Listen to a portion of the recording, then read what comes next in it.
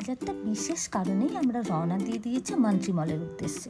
কারণটা হলো সামনেই গণেশ চতুর্থী, আর আমাদেরও ব্যাঙ্গালোর শিফট হবার পর এটাই প্রথম পুজো।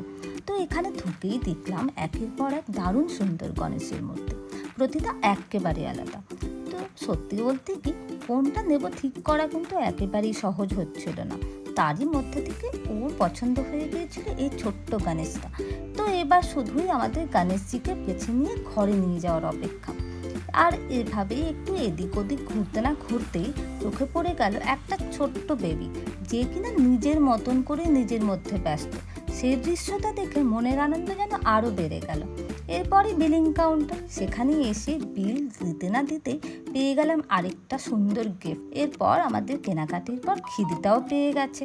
তো দুজনেই ঠিক করে নিলাম যে যাওয়ার পথে একটু কিছু খেয়ে গেলেই নয়, তো যেমন ভাবা ঠিক তেমন কাজ।